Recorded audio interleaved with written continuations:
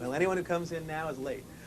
Hi, I'm Kurt Eichenwald, and I am the author of a book called The Informant, which is about events that took place here.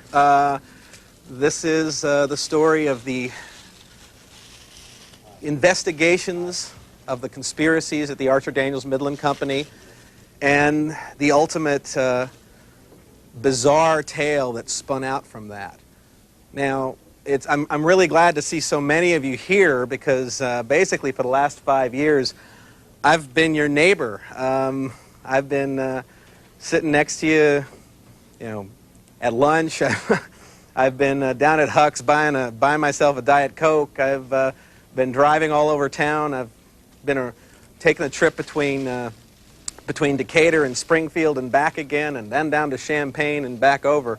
So, as a result, I kind of feel like I've been living here myself. What I'm going to do today is I'm going to talk to you about what I was trying to do with this book, what it tells us, and read you a few things that I think underscore that. Now, to do that, let me tell you a little bit about myself. I am an investigative reporter at the New York Times, which is a big fancy word that basically means, I look at things real hard for a long time. And in that job, I've had the opportunity to see some of the more interesting corporate cases that have come up over the years. And I kept noticing a trend. Like, I would write about a corrupt law firm. A year or so later, John Grisham would publish The Firm. And I would write about a corrupt insurance company. And a year or so later, John Grisham would publish Rainmaker. Now, I didn't write about the tobacco companies, but a colleague of mine did. And a year or so later, John Grisham wrote Runaway Jury. And I read a news article where John Grisham said, I get all my ideas from the newspaper. And I thought, why is John Grisham getting to have all the fun? I mean, when you think about it, John Grisham, brilliant. He is writing business stories. He is writing thrillers based in the business world. And I stopped and scratched my head and thought, he's very right. These stories are thrilling. These stories are exciting. And maybe I should try to write one, but instead of making it up, I'll tell a true story. I'll just write it the way a novelist would write it. I'll write a thriller in novel form that happens to be true. Well, almost at the very moment I had that thought, a fellow named Mark Whitaker burst onto the national stage. Now, everybody here, who doesn't know who Mark Whitaker is? Yeah, I thought so. Since we're speaking near Mark Whitaker's hometown in the store where he bought his books, everybody here knows, but we do have a camera here for people outside of the Decatur and Forsyth area.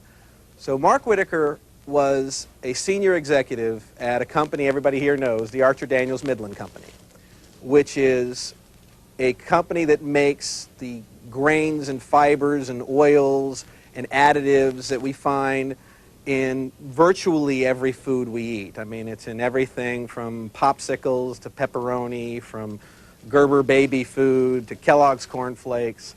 They're everywhere. I mean, you have a Coke, a Pepsi, or a 7-Up, you're getting some ingredients from ADM. And Whitaker was their golden boy. Whitaker was a fellow who was a rising star, a man who had great promise there, a very young man. But he also had a number of other lives. The one that was known about first was Whitaker was the highest ranking informant ever to work for the Federal Bureau of Investigation, or work with the Federal Bureau of Investigation. For the whole time that he was, for many of the years, for 2.5 years, during the time that he was working for ADM, he was simultaneously walking around inside the company, wearing tape recorders inside his pocket, strapped to his back, hidden inside his briefcase, video cameras hidden inside of lamps, and recording everything that was going on inside. Because Whitaker had a number of secrets. But the one that was the biggest at that point was that ADM was engaged in a series of international conspiracies to rig the prices with competitors of some of those ingredients we ultimately find in our food products. That alone sounds like a great possibility for a Grisham story. That alone, or in fact, it sounds very similar to something that Scott Turow just wrote in Personal Injuries. But there was one more element that made this story more bizarre than anything I could ever imagine, more bizarre than anybody could imagine, was that the entire time Whitaker was working for the FBI, he was also gradually losing his mind. He was a man that no one knew was becoming very psychologically disturbed and was having a great deal of trouble telling the difference between what was real and what was not. As a result, a lot of people, the FBI, the Justice Department, the American media, started following down trails, some of which were real, some of which were not. Now, when I first heard about this story, and over the months and years that I continued working on it for the New York Times, eventually I realized this was the perfect story. This was the perfect nonfiction novel. Because you had in this story, in one place, the CIA, the FBI, international conspiracies, money laundering, Swiss bank accounts, suicide attempts, corporate espionage through the use of prostitutes, campaign finance violations, political power, on and on and on and on and on, reaching all the way up to the offices of Janet Reno and Louis Freeh at the Justice Department and the FBI. I couldn't possibly think of a better story. And so I set about attempting to capture that. Now, if you're trying to write this story as a novel, that's true. The biggest problem would be, how do you write it? Well, fortunately, the one thing I like about this, I got to throw this out. Liz Smith, the gossip columnist, took a look at the book, and she described it yesterday, so I think I succeeded. She described it yesterday as John Grisham on acid. And I don't get any of the credit for that. I get the credit for being able to put it all on paper. But honestly, it's all true. But it is John Grisham on acid. To put the structure together, the first thing I had to do was go back and look at the novels I liked. Go back and look at the nonfiction books I liked, the narrative nonfiction books I liked. And I read book after book after book, underlining little devices they use. How did they get the pacing right? How did they keep my interest? How is it that I was able to read this book and not put it down all night long? Then I went back and read a lot of books that I didn't like, figuring what was it that they did wrong? What was it that didn't work? And ultimately had an idea of how to structure it. The single most important thing I realized in almost every book that worked was detail. Pacing was important, pacing was good, but detail was the most important element. You were able to see everything that was happening. There were no walls. If somebody went into a room and closed the door, you kept going with them, and you knew what kind of door it was, and what kind of rug it was, and what kind of desk it was. And so detail was the secret of this story. To get that level of detail meant that I had to engage in some of the strangest interviews I have ever participated in. There have been times I have sat with people and they have told me the story of the most difficult day in their professional career, how they sat down with a colleague and realized that they were concerned that the institution they worked for was not doing things the right way, and as they sat there over lunch, anguished over whether they could continue working in their job. And I followed up with the question, and what were you eating for lunch?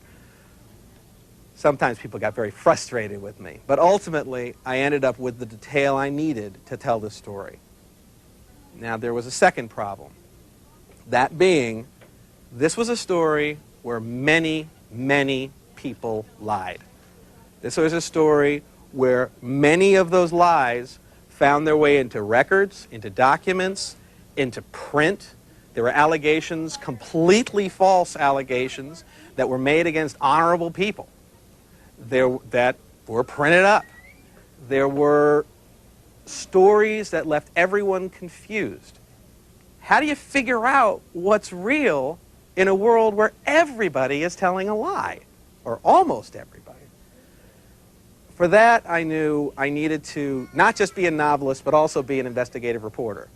I needed to obtain the records. I needed to obtain the transcripts of the tapes that Whitaker had recorded. I needed to obtain other records from within the government that would allow me to describe what happened there. I needed to call every single person I could find who played a significant role in this case and push them to talk to me. I needed to sit down with those people and run through it and compare what they said to the documents that I could find, and eventually blend that all together into one long narrative. But then the next level, telling this story is so confusing in a way that will allow people to understand it. So I had to take a step back. I had to think about this. How do you tell the story the right way? And this was the most important decision I made. In this case, it was easy to think, who's the hero? Maybe it's the man who wore the recorder. A lot of people thought that at one point. A lot of people at one point thought Mark Whitaker was a hero. Maybe it's the prosecutors. Maybe not. I decided in the end there were really only one group of heroes here, people who dedicated their lives to this effort, people who, regardless of how tough it became in pursuing this case to justice, never let up. And that was the agents, the field agents of the FBI. These are people who worked long hours for not a lot of money and did so solely for one reason. They were interested in pursuing justice. The answer became obvious. How do I tell this story? I tell this largely from the perspective of the FBI. I tell this from the perspective of, you find out what's going on about the same time they find out what's going on. Now, I'm not going to leave you completely surprised. I'm not going to raise something that I gave no indication of. You'll get hints along the way. But for the most part, you're going to find out things as the FBI finds them out. What that means as a result is the book becomes something of a Chinese puzzle. You open a door, you find another door. I'm never telling you where truth is and where it isn't until the book finally reaches its end.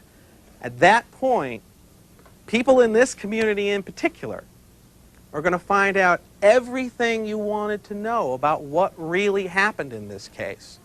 All of the confusion is stripped away. All of the false stories are stripped away. And you end up with a reality, a version of reality that is backed up by about as much reporting as I could humanly do. And hopefully that falls into the realm of what I was trying to accomplish. So the story we have, the story we tell, is the story of Mark Whitaker. Mark Whitaker working with the FBI, the FBI pursuing this case. The FBI trying to find out how ADM was working with its competitors to rig prices. In this case, in a product called lysine. It's an amino acid that's used to fatten up pigs and chickens. Probably everybody here knows that, right? So you have the first day. I'm going to read a few scenes from the book. Has everybody here read the book, or am I just going to bore them? No? Well, not, some heads nod, not a lot nod, so that's okay. I'm going to read you a few scenes from the book. Now, I should tell you, I'm a little bit anxious here, because as I'm looking around the room, I've seen a few people who are in the book. So, We don't want you to ruin it for us. nobody jump up and say that's not what happened.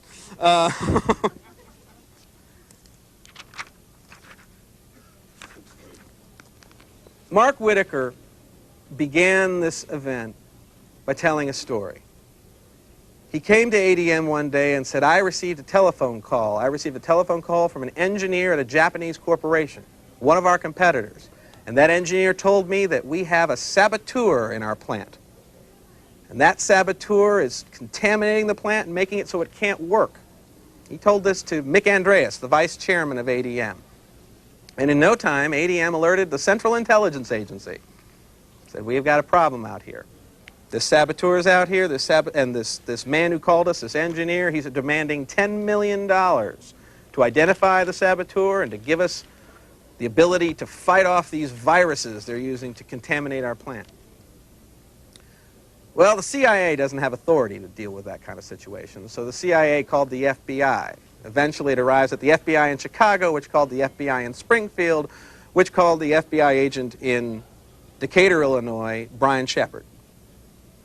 And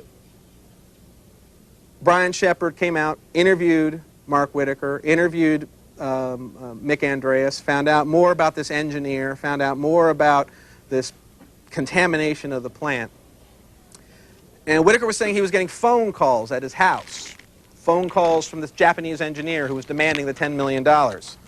So Brian Shepard made an appointment to come out to Mark Whitaker's house to put a tape recorder on that phone to catch this Japanese engineer and get the proof that this extortion attempt, which is really what it was going on. Earlier that night, Mark and Ginger Whitaker went out to dinner. And that's this scene. Ginger Whitaker stepped into the crowded formal dining room at the Country Club of Decatur and looked for her husband. It was just after 6 p.m. that same day. Most of the tables were filled, but Ginger found Mark and his guests quickly. He saw her clad in one of her nicest dresses and stood to greet her. The dinner had been planned for some time. An ADM vendor was visiting Decatur with his wife. Whitaker had a close relationship with the man. After hearing the family enjoyed horses, the vendor had presented the Whitakers with an expensive riding saddle. Dinner was relaxed and elegant, with wine and laughter flowing freely.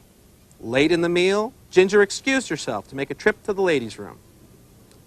As she stood, placing her napkin on the table, Mark reached out with a business card in his hand. "Here's that phone number you wanted," he said. Ginger smiled as she took the card, uncertain what her husband was talking about. She headed past the dining room's entryway and looked in her palm. She was holding one of Mark's business cards for ADM. She flipped the card over and felt her heart drop as she read words written in Mark's familiar scrawl. "The FBI is coming by the house tonight at 10 o'clock. Our house." Ginger felt a chill. Over the past 2 days, Mark had given her some hints about what was bothering him. Nothing in much detail, but enough to worry her. She had hoped that the previous day's interview was going to be the end of it. Now some agent would be coming out to their home, standing with them, probably asking them questions. Ginger could not think of the last time she was so frightened.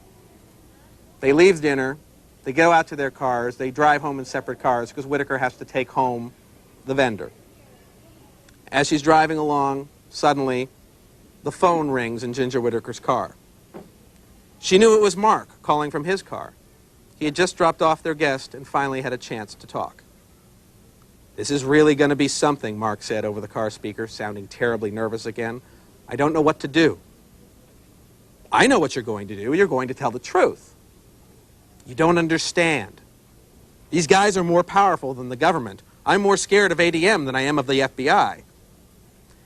"If I were you, I'd be more fearful of the FBI," Ginger replied. "You don't mess with the FBI. ADM's nothing compared with the FBI." But as far as Ginger was concerned, ADM was just another company. Mark said she didn't understand how powerful ADM was and what it could do.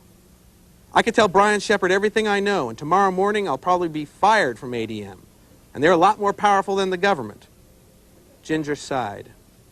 "Mark, you only have one choice. Don't worry about ADM. You have to tell everything." Ginger paused as she pulled onto Main Street in Mowequa. Her husband's nervousness had made her more wary. "Mark," she said gently, trying to mask her concern, "have you broken the law?" Whitaker was quick to answer. "No," he said, "I haven't broken the law at all." Well, That's the moment of tension as they're building up to it. Brian Shepard doesn't know this is going on. As far as he's concerned, he's just going to go drop off, set up that recorder, and leave. About 10 p.m., Shepard approached a blinking red light in the center of Moequa. He turned right, passing a series of modest homes. As he headed west, large maple trees and bushes obscured Whitaker's house. The two-story home, with multiple white awnings, pillars, and decks, was visible only in spots where dense foliage had never grown. Finally, the bright interior lights of the house cut through the darkness. Shepard turned onto the driveway, passing a black gate supported by brick pillars. Inside, Mark and Ginger were upstairs in the master bedroom, where they had continued discussing the impending FBI visit for another half an hour. Mark had opened up a bit, telling her details of what he knew. Ginger was more convinced that he should talk. "Just tell them everything," she said. "We'll just leave. I don't like what this company is doing to you. This is a chance to go somewhere else." Mark, sitting on the bed, looked up at her. "I may tell them at some point, but not right now. Right now, I'm going to follow the company line." Ginger's face was a mask of determination. "Mark, if you don't tell them, I will." The room fell silent. Mark stared at her. He wasn't ready. He needed more time. "I can't," he said softly. "Not now." Brian Shepard pulls up to the house. He comes in, he introduces himself, goes upstairs, hooks up that recorder, and is getting ready to leave. Ginger's been listening in and realizes that Mark never said a thing. Shepard had returned to the front door, thanking the Whitakers for their time. Mark opened the door and Shepard walked out, crossing the porch toward his car.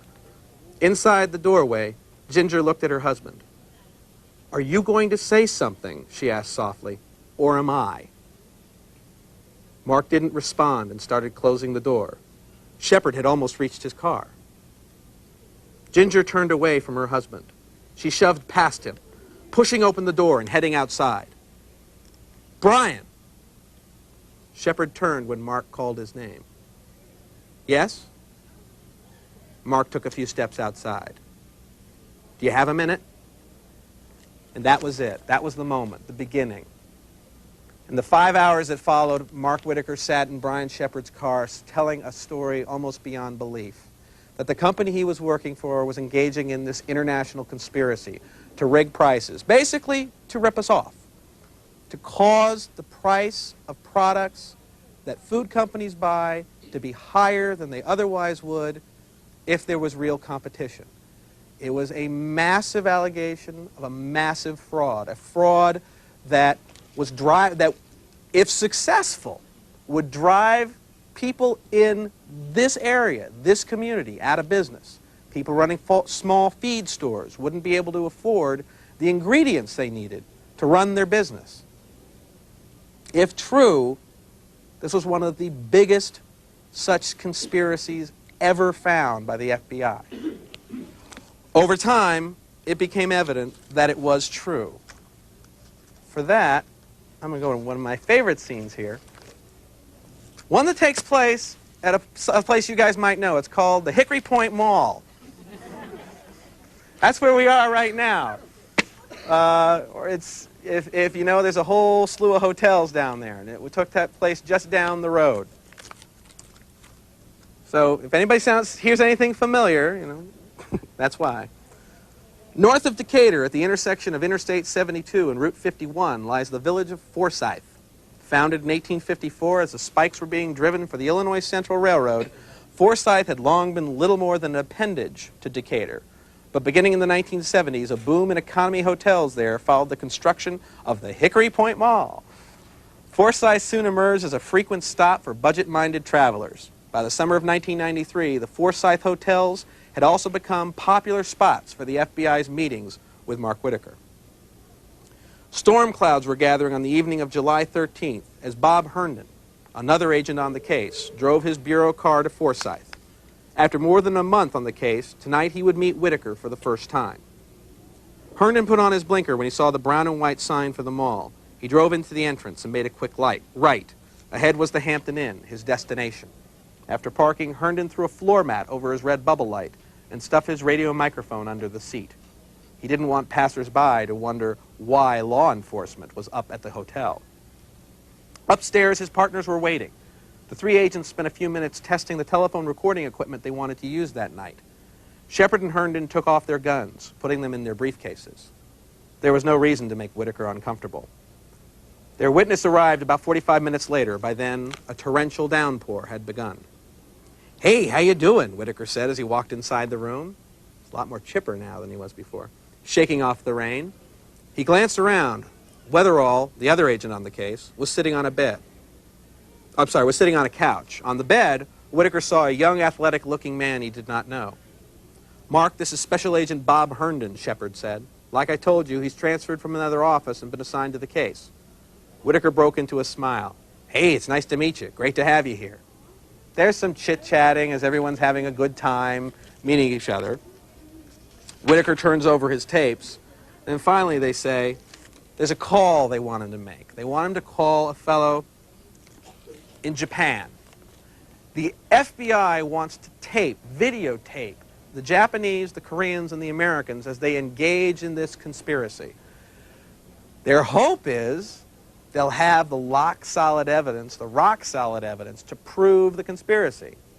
As long as the meetings are in Paris or in Vancouver or in Mexico City, the FBI doesn't have the authority to videotape. But they've got to lure the Japanese and the Koreans to America. And they've been wrestling with how to do it. They finally came up with an idea. Golf.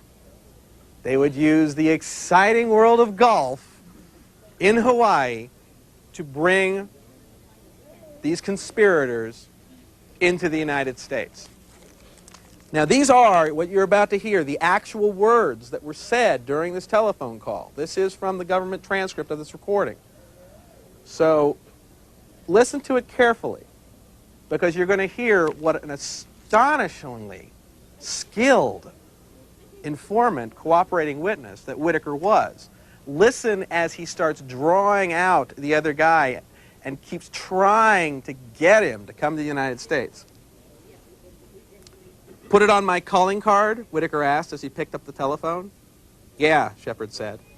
It was 20 minutes later. Sitting on the bed, Whitaker dialed the number for Kanji Momoto at Ajinomoto, the ADM's Japanese competitor. He had rehearsed the conversation several times and was ready to suggest the Hawaii proposal. The recording device was hooked up to the phone. "It's ringing," Whitaker told the agents. A woman answered. "Yes, may I speak to Mr. Momoto, please?" "I'm sorry, he's in a meeting now, but he'll be free at noon. He told me if he's in a meeting to call him out of the meeting, that it's very important." The woman asked for his name. Whitaker waited on hold until the phone clicked. "Hello? Is this Mr. Tani in New York or Mr. Momoto?"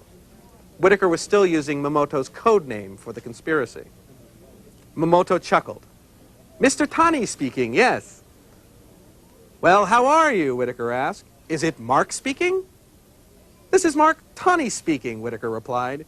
"Yeah," Momoto laughed. "Mark Tani. They're having a good old time." The two men discussed the possible effects of a planned price increase. ADM, Whitaker said, was concerned about drying up demand. "Remember in Vancouver," Whitaker continued, "Terry Wilson made this very clear that we'll want to try to keep the level of lysine usage as high as we can." "Yeah, that's right." "Not to get the prices too high where we shrink the market," Whitaker said. "Yeah," Momoto replied. "If we shrink the market, of course, we have to avoid such a price increase." Whitaker glanced over at the agents. The time had come to lay the trap. "Since you guys hosted the Vancouver meeting, I think ADM should host the next meeting, don't you?" "Yeah," Momoto said. "That's fine. And maybe we host it in Maui." "Maui?" "You know, have the group meeting like we had last time in Vancouver.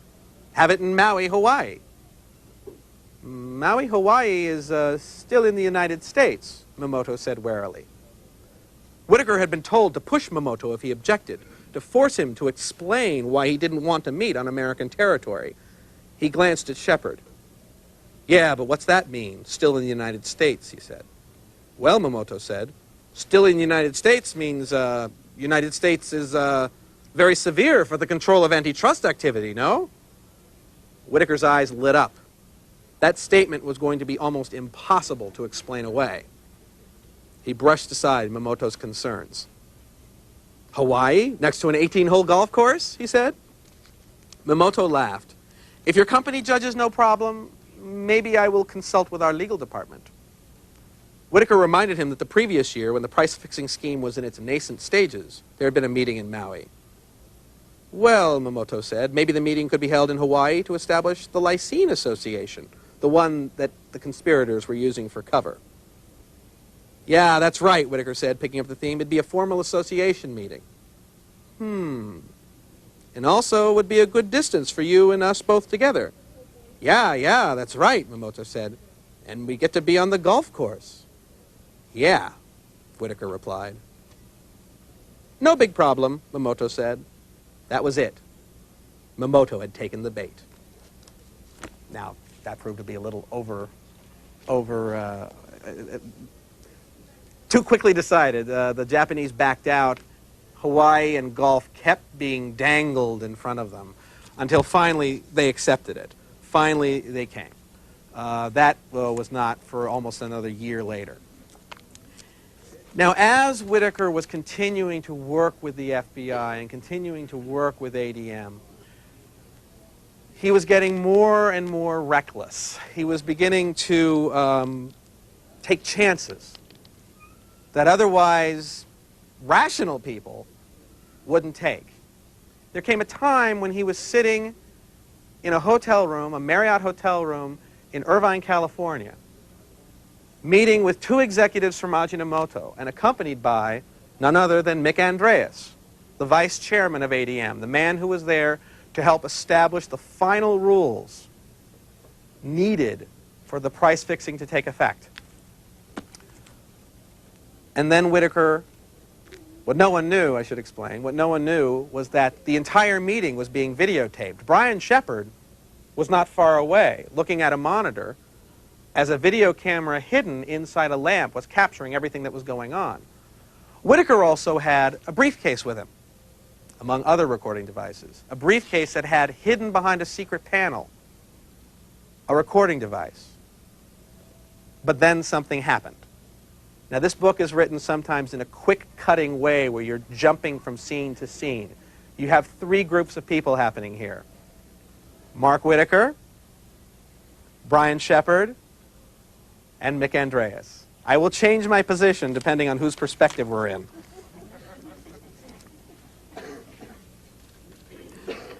Whitaker walked away from the easel they were using to describe all their numbers and sat down. His briefcase was in front of him on the table. Wait a minute, what was that? A click. Whitaker had definitely heard a click in his briefcase. Andreas turned his back to Whitaker, looking at the easel. There it is again. The briefcase was making a noise. What if the others heard something? Whitaker reached down and turned the case slightly away from the other three executives. He popped open the latches. Shepard watched the monitor intently. Andreas was speaking. I would suggest we do the following, Andreas said. Andreas was on the verge of making his proposal. In his excitement, Shepard was paying no attention to Whitaker. The agent didn't notice that his witness had begun fiddling with the hidden panel in his briefcase. Whitaker tugged on the panel. A small amount of Velcro pulled apart, but the panel stayed in place, slightly farther from the recorder. Maybe that would stop the noise. He shut the briefcase. I'd suggest you tell the people that whatever they have in 93, they can each have 2,000 more in 94, Andreas said, and we get the rest between you and us. Ikeda from Ajinomoto, still holding the pen, looked confused. We have to give some specific number, he said. Whatever their number is in 93, Andreas said, then we can agree to split the rest. There it was. Shepard had heard it. Andreas had just proclaimed that he was setting volumes for every lysine competitor, dictating sales for companies that weren't even in the room. This was dynamite evidence. Click! There it was again. Whitaker looked up and saw everyone was at the easel. He opened his briefcase and gave the panel another tug. More Velcro tore. Whitaker shut the case and looked up. Andreas was just a few feet away, walking straight toward him. Shepard had noticed nothing about Whitaker. His witness sounded calm and in control. He'd really come through this time. The group was on the verge of a deal. Shepard watched as Andreas stepped out toward the bathroom. The two Ajinomoto executives stayed in front of the easel, speaking in Japanese about Andreas's proposal. Click! Whitaker decided he had to do something drastic. Somebody would definitely hear this. How in the world would he explain noises coming out of his briefcase? Whitaker scanned the room. Andreas was still in the bathroom. Ikeda and Yamada were talking to each other. No one was paying any attention to him. He opened the briefcase again and pulled hard on the panel. The Velcro tore. Whitaker lifted it up and looked at the recording device inside. If anyone came up behind Whitaker at that moment, they would see it. I'll stop there. Now, as everyone here knows, Whitaker was not, or I believe everyone here knows, Whitaker was not simply getting risky. Whitaker was cracking under the pressure. Whitaker was a man with a psychiatric condition no one knew about, which was gradually getting worse and worse as the days moved on. The only person who was seeing all of the evidence of it was his wife, Ginger.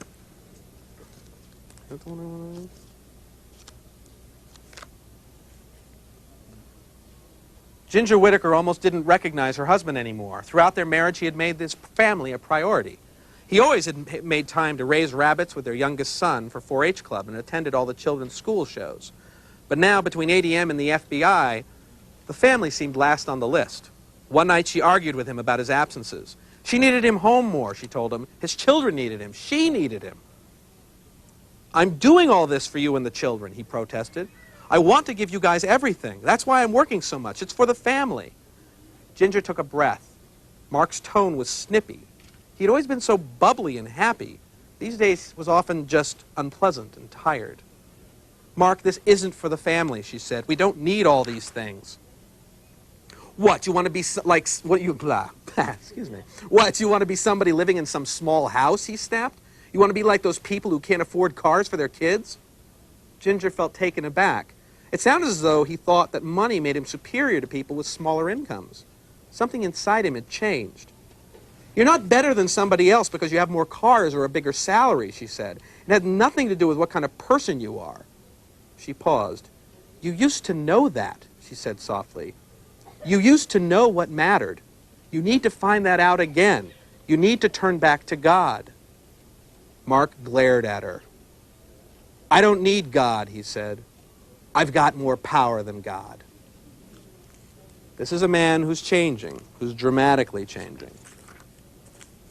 But he's continuing to work for the FBI.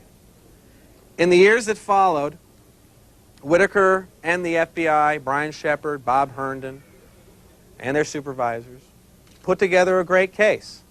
They captured these conspirators on tape doing virtually everything. There's a wonderful scene, which unfortunately is too long, so I'm not going to read it. I'll just summarize it, where everyone's joking about who might be attending the next price-fixing meeting. And they say, well, maybe some of our customers will be coming. You know, price-fixing humor. And then we'll have one from ConAgra and one from another customer. And one of the conspirators looks straight at Mark Whitaker and says, and we'll have one from the FBI. Little do they realize the FBI is watching this scene unfold because it's taking place in Atlanta. But before the meeting began, there had been a problem with Whitaker's briefcase. The FBI was desperately working to fix it. They had just finished fixing it and decided to bring it over to Whitaker.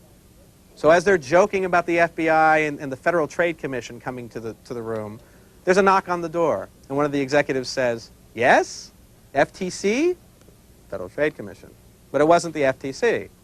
It was the FBI.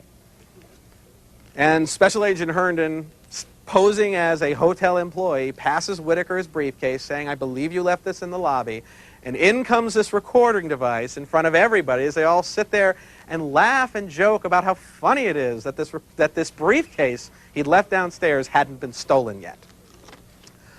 The evidence was fabulous. The evidence was fabulous. It's unlike anything I've ever witnessed. But there was a problem. The whole time Mark Whitaker was helping to gather this fabulous evidence, he had a number of other secrets of his own.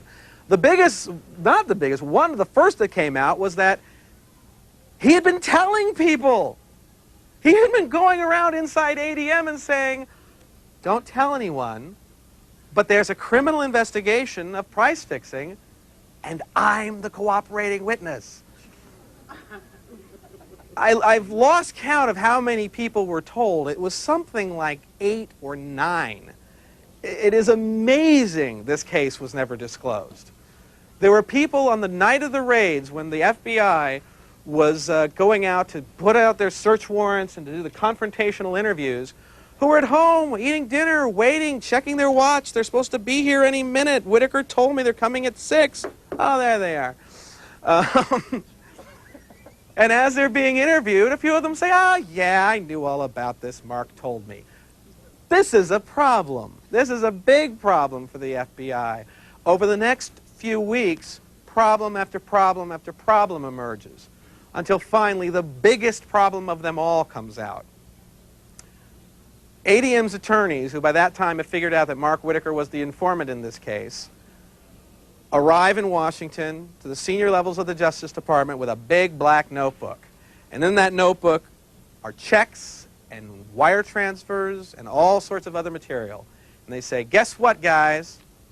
While your cooperating witness was working for you, he was also embezzling $2.5 million from ADM. The target of your investigation has been ripped off by your informant. That's a problem. That's a big problem. And then came some of the worst decisions by the government. The government breaks the case in half. They decide, because ADM's lawyers make some ridiculous allegations against the agents in the case, that Brian Shepard and Bob Herndon can no longer be involved. They bring in a whole new crew, people who don't know who Whitaker is, people who are simply looking at Whitaker as a target. Information is not shared between the two investigations.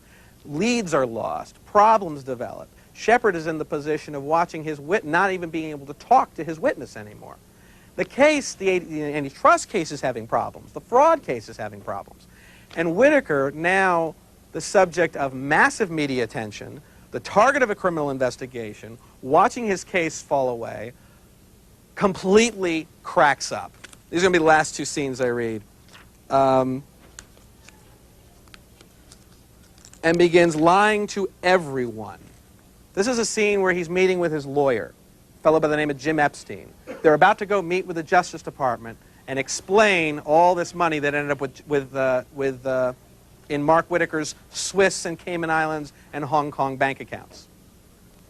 I want to know everything you did, Epstein said, looking at Whitaker sternly. I want to know who you did it with, when you did it, and what evidence you have of it. Whitaker nodded. Epstein had been told that prosecutors from the fraud section, which was prosecuting the Whitaker case, wanted to meet him on Monday, August 7th. The idea made Epstein horribly uncomfortable, but Whitaker was determined to attend and explain everything. He felt sure the government would understand.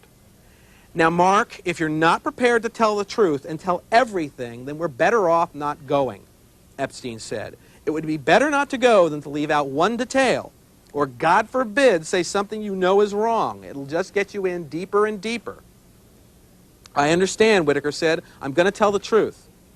For hours, Epstein and his partner debriefed Whitaker.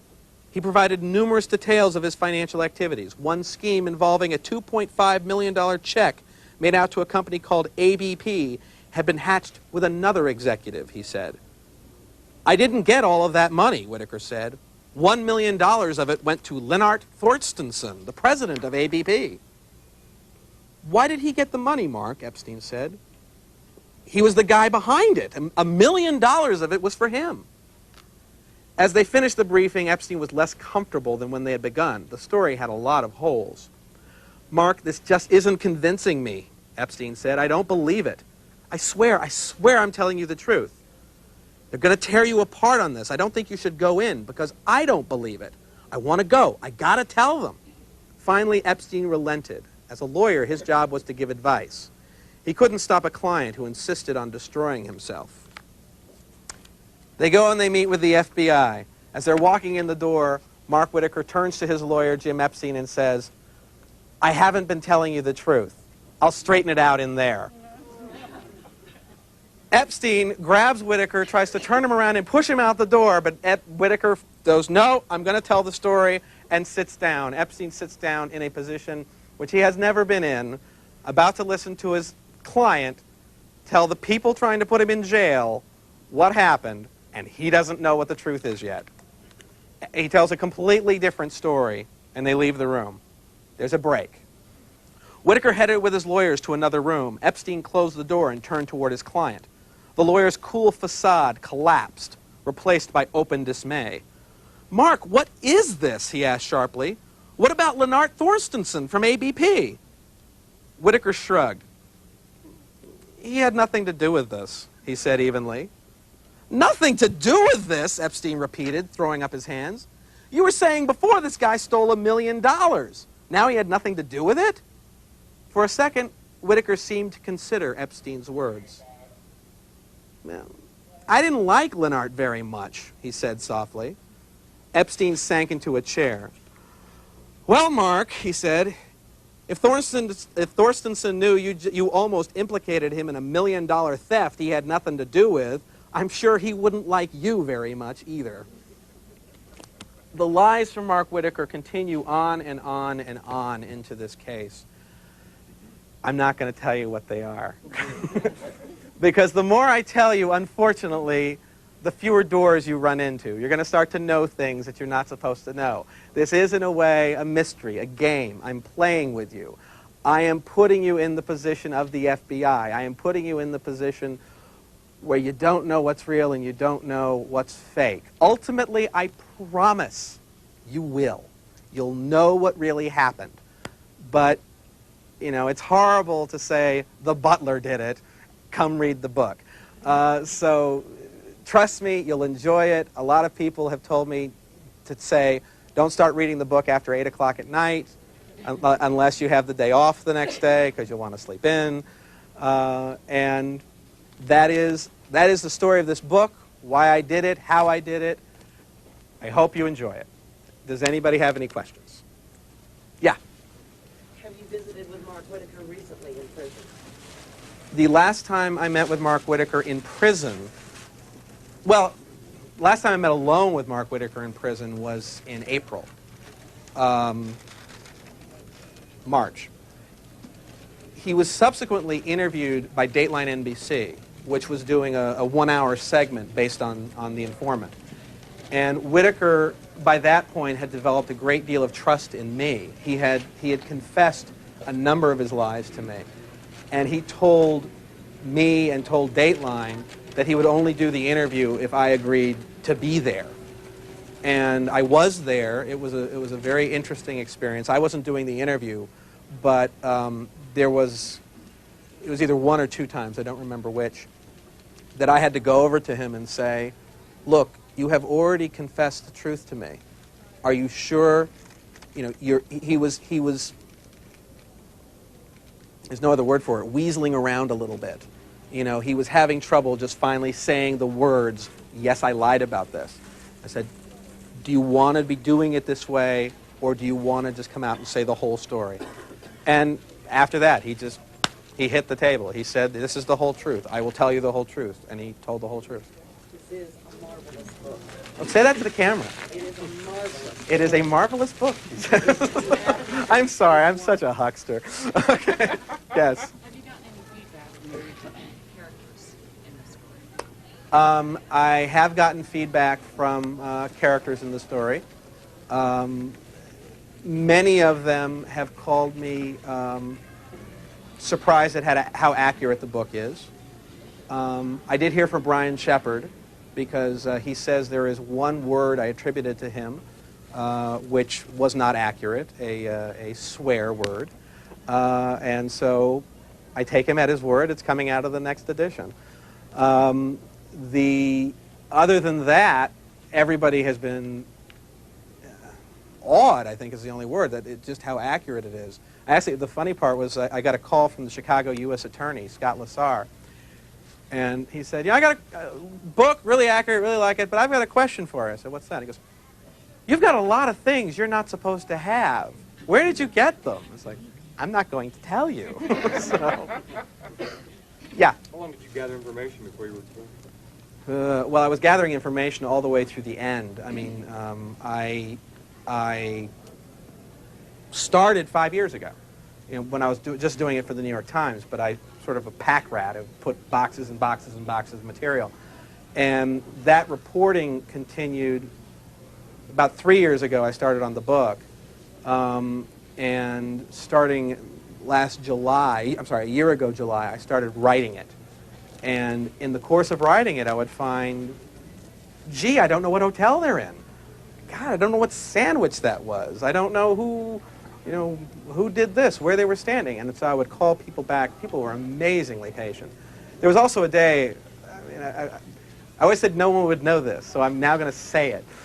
There was a day where I was writing about a meeting that had taken place, and the records didn't say where it was. It said a Forsyth Hotel. It was either the Hampton Inn or the what's the one next door to it?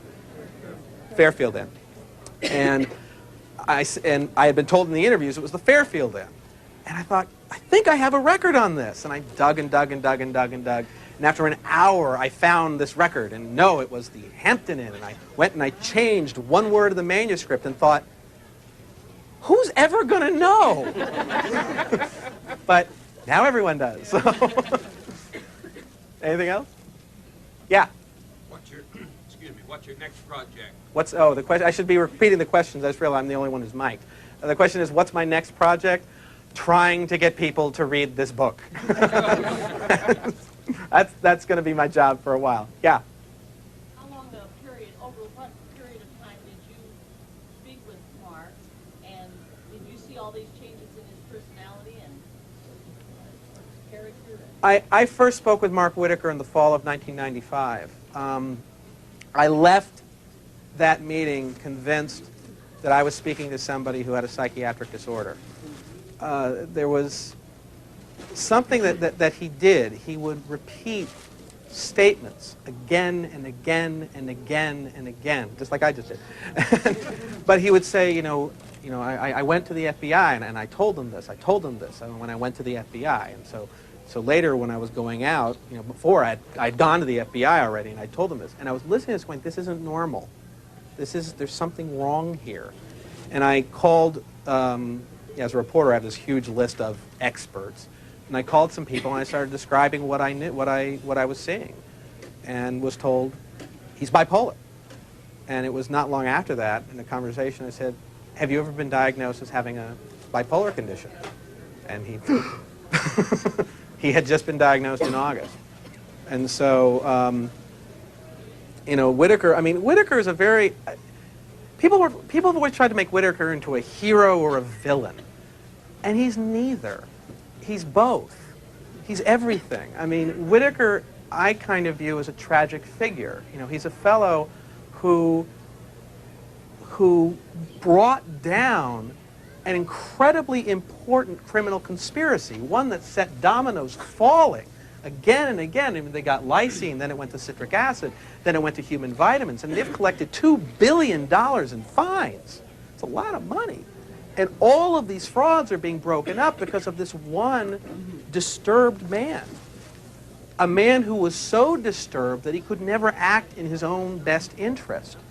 And because of what I believe is the government's ultimate mishandling. By that I don't mean the FBI. I mean breaking the case in two, and the Justice Department fraud section handling one part, and the antitrust division handling another part.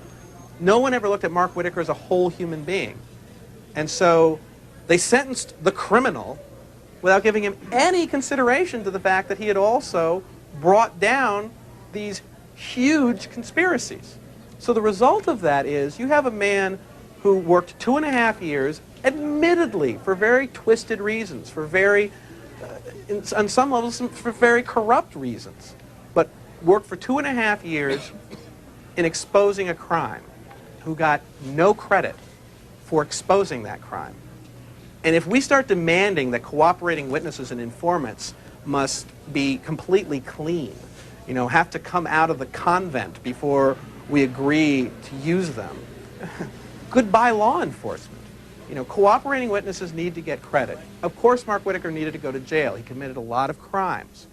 But the fact that simply because he is too disturbed, or was during these events, to make a decision in his own best interest, hardly seems to merit him getting the kind of sentence that he received with no consideration for his cooperation. Did you see him deteriorate? Oh, I'm sorry, that was your question, wasn't it? Did I see him deteriorate? Yes.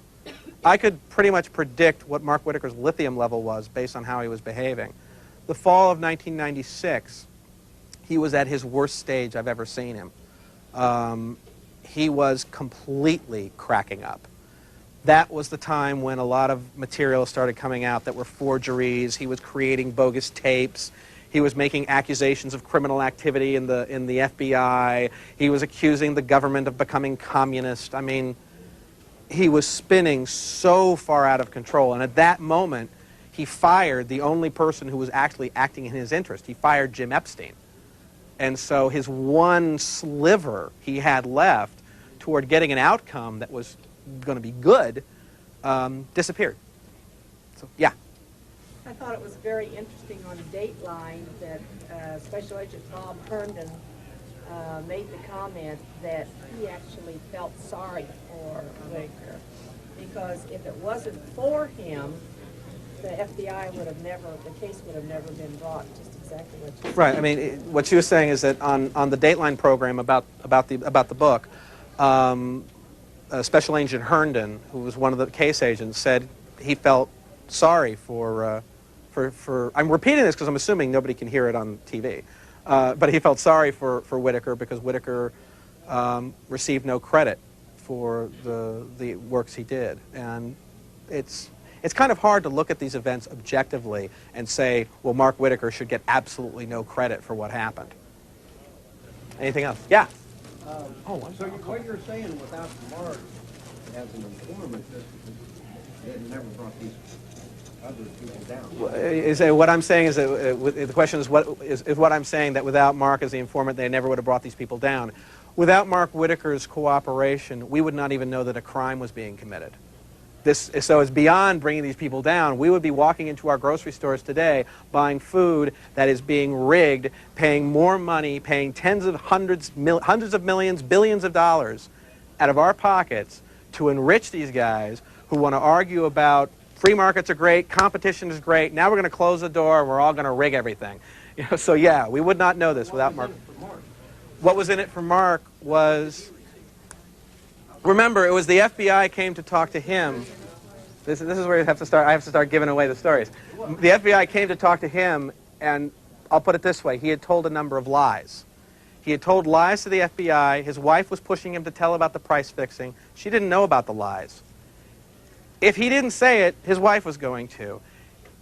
If he got caught in his lie, there were a series of other lies behind those that might get uncovered. Mark Whitaker was at risk of going to jail. He knew about his embezzlements at that point. He was a man talking to the FBI who had $2 million sitting in a bank account in Switzerland that he had stolen from his company. He had to distract them. Maybe he thought that was his reward. Maybe he thought that was his reward. On some level, he did. On some level, he did. But on some level, he also thought of it as his share of the proceeds, There was no way for him to trade that off? If you read the book, well, to trade that off, you mean say, I'll admit to this? And this is a man, you got to understand, this is a man who pled guilty, went to prison, served almost 3 years until he finally confessed to what the truth was. He was incapable of acknowledging what he had done. And it was only when... I'm not a threatening guy. It was only, I couldn't put him in jail, he was in jail. I couldn't do anything to him. And I just finally say, you have to embrace the truth. Your lies have not helped you. And finally he confesses to the truth. But I'm not going to tell you what it is because it gives away, that's the butler did it. He's no relation to this. He's no relation to what? Yeah. I thought it was pretty amazing how when it did finally come to trial, where the original FBI agent, Ryan Shepard, was not allowed to sit in during the trial. I think that was pretty horrible. What the question was that he thought it was amazing that when the case finally went to trial, that the original FBI agent, Brian Shepard, wasn't allowed to sit in. The judge's ruling on that, I think, was wrong. I'm not a lawyer. I do think it was a disservice to the government, and it was a disservice to Shepard. I understand why, when faced with the choice, they had to pick one. They didn't choose Shepard. I mean, it doesn't mean anything bad about Brian Shepard. What it means is, well, Herndon is the one who has the better familiarity with the tapes. We're going to need the tape recall. Shepard is the one who knows the witness, and there was something going on with the witness at that point, which I don't want to give away, that made that much less significant. And it was just a strategic decision. The decision should not have had to been made. It was certainly not meant as an affront to Brian Shepard. But it's very hard, given the amount that Brian Shepard went through. I mean, probably a lot of you know him.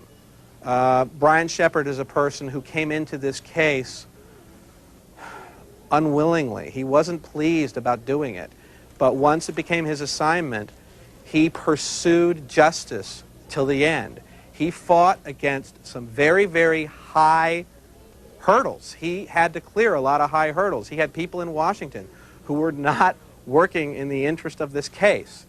And Shepard is a credit to this community. Shepard is a credit to the FBI, because this individual, through his perseverance and through his commitment to the law, was able to ultimately knock down the first domino and put all of the bad guys in jail. And there were a lot of defendants who criticized Brian Shepard for not realizing about what there was to know about Mark Whitaker. But let me point something out. ADM didn't recognize what there was to know about Mark Whitaker. The Justice Department didn't recognize what there was to know about Mark Whitaker. The American press, when we already knew he had embezzled money, didn't recognize what there was to know about Mark Whitaker. Brian Shepard did a great job. And that is why he's one of the heroes of the book.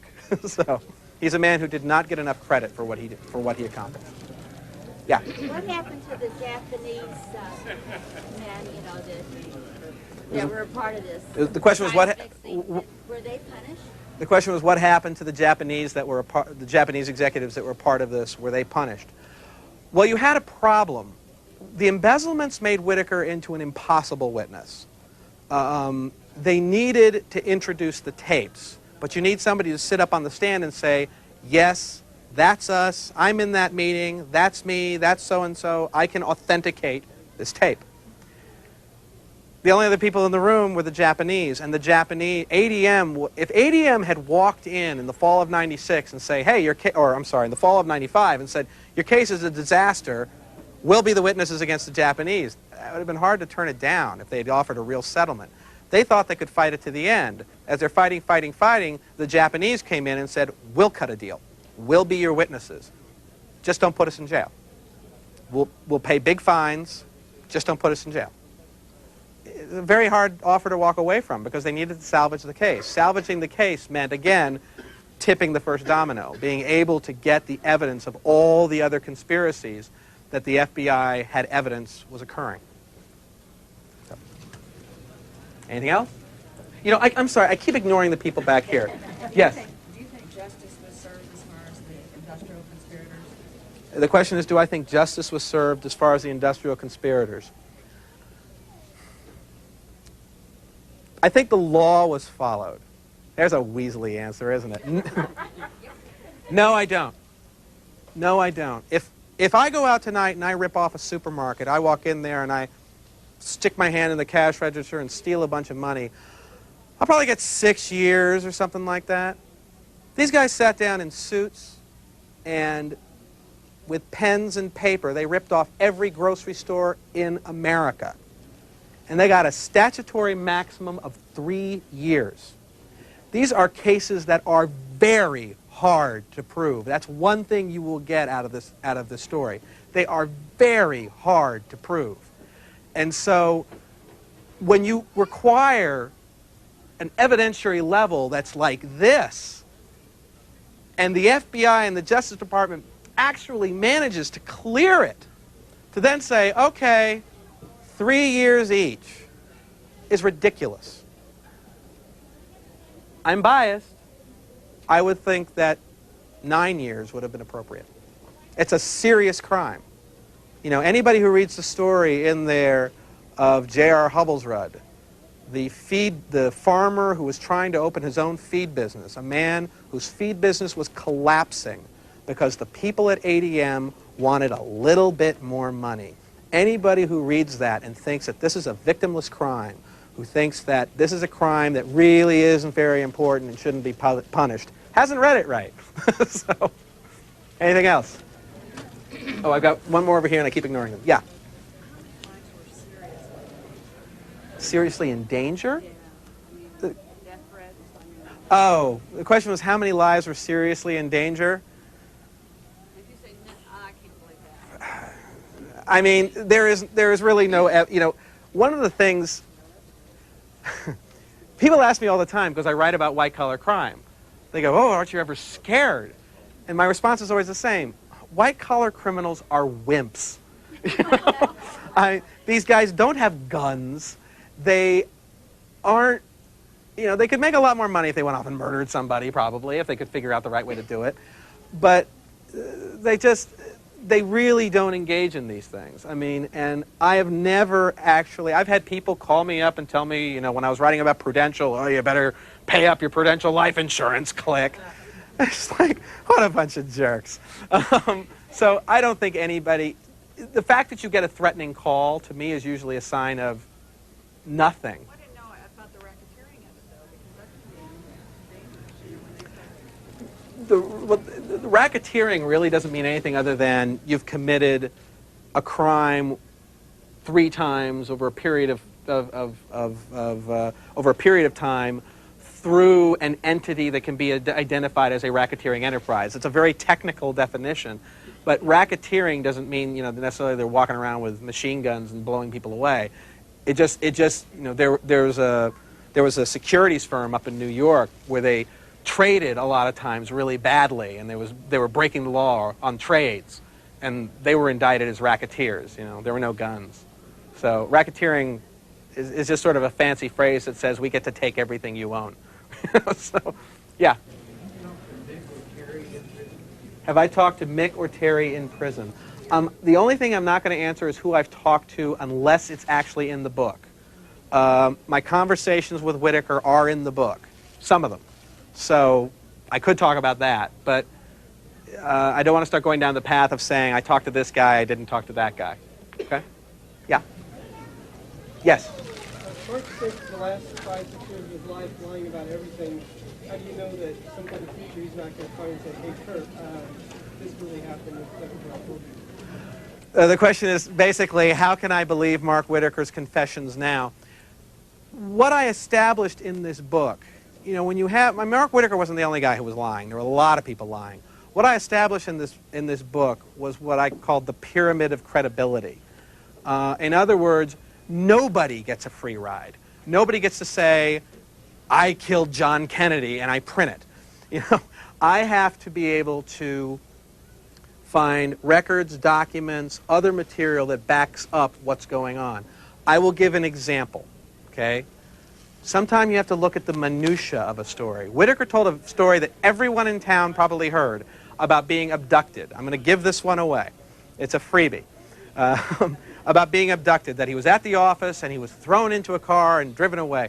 And he gave some very, very specific details. He said, I was thrown into a Dodge Dynasty, and the door locks were sawed off. And these guys were rough and tough and blah, blah, blah, blah. Well, I talked to him about that, and I said, door locks, what kind of door locks are you talking about? You like those push-down metal kind with the hole? He says, yeah, exactly. They were sawed off. Well, there was one thing that made me very suspicious about this whole story. One was Brian Shepard drove a Dodge Dynasty, and it was an odd car. I was just like, what an odd coincidence. So I checked. The Dodge Dynasty never was manufactured with little metal locks that go down into the hole. What they had were those, those little gripper locks that you pull up. And even if you sawed that piece off, you could still pull it up. So the car he was describing did not exist. On top of that, there is all the evidence described in the book that made it very clear. He wouldn't tell the FBI, he wouldn't repeat it. And so when I'm talking to him in prison, I say, let's talk about the abduction. He goes, okay. And he goes, oh. I said, did it really happen? No. That one was easy. And it was provable that it didn't happen. That was a little proof. Some of the other ones, the final confession, which I'm obviously not telling, but the final confession, the book was written. The final confession was an extra. I wanted him to confess.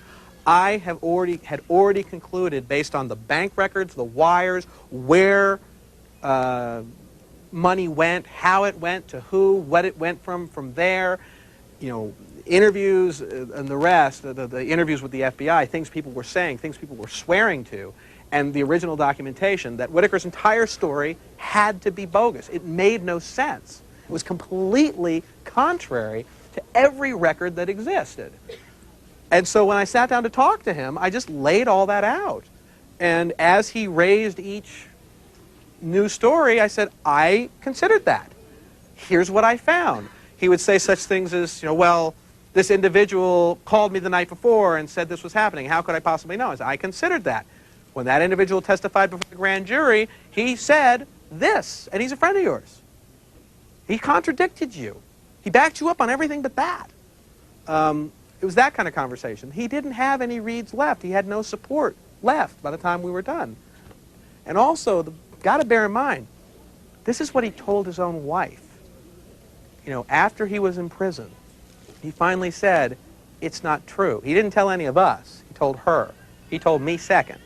So I kind of think at that point, if I'm hearing what his wife is hearing during their private visits in prison, and all of the evidence backs it up, I believe it. And if he comes back later and says, I was lying, I know when he's lying. It's that time, because there's no way his story is correct.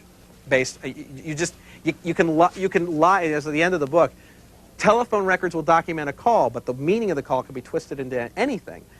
Bank records are solid. They say where the money went, So, anything else? Yeah. Well, is there somebody who, hold on one sec. Let me get somebody who hasn't asked a question. Mark Whitaker was a customer of ours, and many times he'd call in reference to his car repairs, and he'd tell my husband that he was over the ocean, going such and such a place to see about his car. And then when we talked to him another time, it was something different.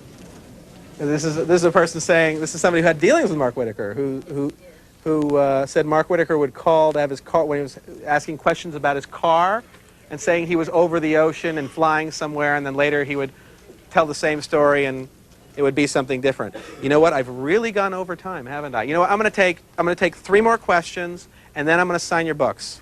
So. Are you at liberty to? We heard all we did was hear what he's doing now that he's in prison. I have wondered if that's really what he's doing. The question is, what is he doing in prison? He is working on a tractor. He is doing work at the prison, and that's his job is driving the tractor. Okay, 2 left. Oh, maybe we're done. Sure. Oh, I'm sorry. Were there any signs of his personality problems prior to him coming to Decatur, to ADM? Subtle. Were there any signs of Whitaker's problems prior to coming to Decatur? Subtle signs, very subtle signs. The kind that you just look at and say, well, this is a quirky guy. Not signs you would look at and say, well, that he's everything that he has now been shown to be. And so you would just think that he was eccentric, nothing else. Last question. You want a second one? I changed my mind. Okay. Oh, I'm sorry. Is that, no? I guess that's it. Folks, I want to thank you all very much. You've been a great crowd. I also want to thank the people at Walden Books in Forsyth, Illinois, who set this up, who allowed us to sit down and talk about this case. They did a wonderful job, and I can't thank them enough. And now, anyone who would like a book, I will sign. Now remember, they get first dibs, because I had my back to them almost the whole time. Well, anyone who comes in now is late. Hi, I'm Kurt Eichenwald, and I am the author of a book called The Informant, which is about events that took place here. This is the story of the investigations of the conspiracies at the Archer Daniels Midland Company and the ultimate bizarre tale that spun out from that. Now, I'm really glad to see so many of you here because basically for the last 5 years I've been your neighbor. I've been sitting next to you, at lunch. I've been down at Huck's buying myself a Diet Coke. I've been driving all over town. I've been taking a trip between Decatur and Springfield and back again, and then down to Champaign and back over. So as a result, I kind of feel like I've been living here myself. What I'm going to do today is I'm going to talk to you about what I was trying to do with this book, what it tells us, and read you a few things that I think underscore that. Now, to do that, let me tell you a little bit about myself. I am an investigative reporter at the New York Times, which is a big fancy word that basically means, I look at things real hard for a long time. And in that job, I've had the opportunity to see some of the more interesting corporate cases that have come up over the years. And I kept noticing a trend. Like, I would write about a corrupt law firm. A year or so later, John Grisham would publish The Firm. And I would write about a corrupt insurance company. And a year or so later, John Grisham would publish Rainmaker. Now, I didn't write about the tobacco companies, but a colleague of mine did. And a year or so later, John Grisham wrote Runaway Jury. And I read a news article where John Grisham said, yeah, I get all my ideas from the newspaper. And I thought, why is John Grisham getting to have all the fun? I mean, this story is a novel. That's true. The biggest problem would be, how do you write it? Well, fortunately, the one thing I like about this, I got to throw this out. Liz Smith, the gossip columnist, took a look at the book, and she described it yesterday, so I think I succeeded. She described it yesterday as John Grisham on acid. And I don't get any of the credit for that. I get the credit for being able to put it all on paper. But honestly, it's all true. But it is John Grisham on acid. To put the structure together, the first thing I had to do was go back and look at the novels I liked. Go back and look at the nonfiction books I liked, the narrative nonfiction books I liked. And I read book after book after book, underlining little devices they use. How did they get the pacing right? How did they keep my interest? How is it that I was able to read this book and not put it down all night long? Then I went back and read a lot of books that I didn't like, figuring what was it that they did wrong? What was it that didn't work? And ultimately had an idea of how to structure it. The single most important thing I realized in almost every book that worked was detail. Pacing was important, pacing was good, but detail was the most important element. You were able to see everything that was happening. There were no walls. If somebody went into a room and closed the door, you kept going with them, and you knew what kind of door it was, and what kind of rug it was, and what kind of desk it was. And so detail was the secret of this story. To get that level of detail meant that I had to engage in some of the strangest interviews I have ever participated in. There have been times I have sat with people and they have told me the story of the most difficult day in their professional career, how they sat down with a colleague and realized that they were concerned that the institution they worked for was not doing things the right way, and as they sat there over lunch anguished over whether they could continue working in their job. And I followed up with the question, and what were you eating for lunch? Sometimes people got very frustrated with me, but ultimately I ended up with the detail I needed to tell the story. Now, there was a second problem. That being, this was a story where many, many people lied. This was a story where many of those lies found their way into records, into documents, into print. There were allegations, completely false allegations, that were made against honorable people that were printed up. There were stories that left everyone confused. How do you figure out what's real in a world where everybody is telling a lie, or almost everybody? For that, I knew I needed to not just be a novelist, but also be an investigative reporter. I needed to obtain the records. I needed to obtain the transcripts of the tapes that Whitaker had recorded. I needed to obtain other records from within the government that would allow me to describe what happened there. I needed to call every single person I could find who played a significant role in this case and push them to talk to me. I needed to sit down with those people and run through it and compare what they said to the documents that I could find, and eventually blend that all together into one long narrative. But then the next level, telling this story is so confusing in a way that will allow people to understand it. So I had to take a step back. I had to think about this. How do you tell the story the right way? And this was the most important decision I made. In this case, it was easy to think, who's the hero? Maybe it's the man who wore the recorder. A lot of people thought that at one point. A lot of people at one point thought Mark Whitaker was a hero. Maybe it's the prosecutors. Maybe not. I decided in the end there were really only one group of heroes here, people who dedicated their lives to this effort, people who, regardless of how tough it became, video cameras hidden inside of lamps, and recording everything that was going on inside, because Whitaker had a number of secrets.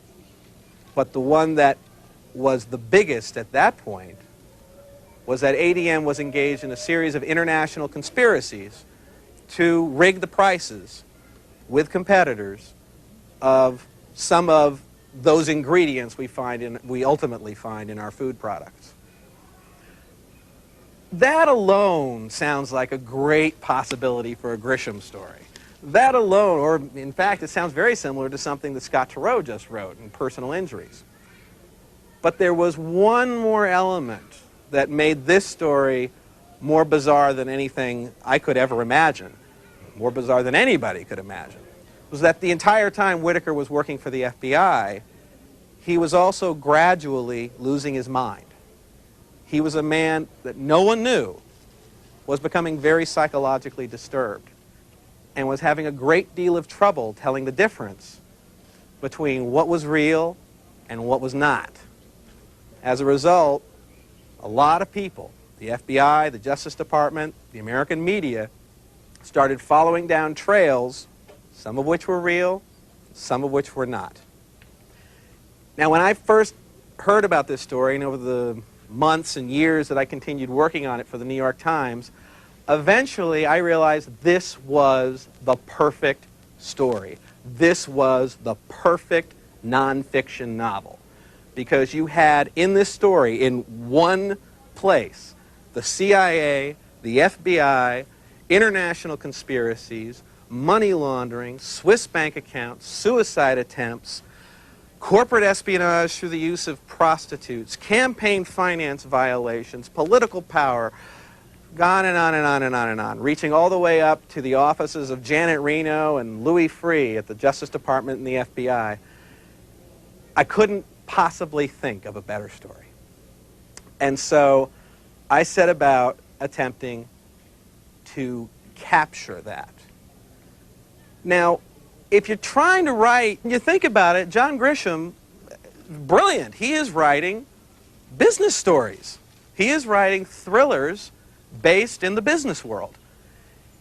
And I stopped and scratched my head and thought, you know, he's very right. These stories are thrilling. These stories are exciting. And maybe I should try to write one, but instead of making it up, I'll tell a true story.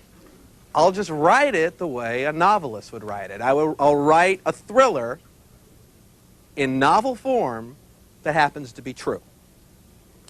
Well, almost at the very moment I had that thought, a fellow named Mark Whitaker burst onto the national stage. Now, everybody here, who doesn't know who Mark Whitaker is?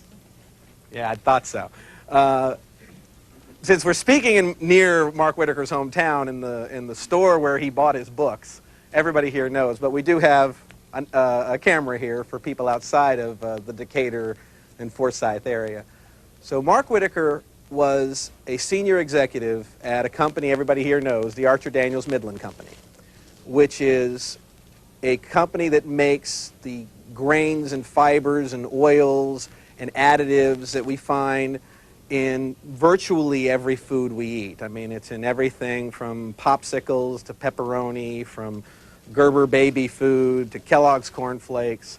They're everywhere. I mean, you have a Coke, a Pepsi, or a 7-Up, you're getting some ingredients from ADM.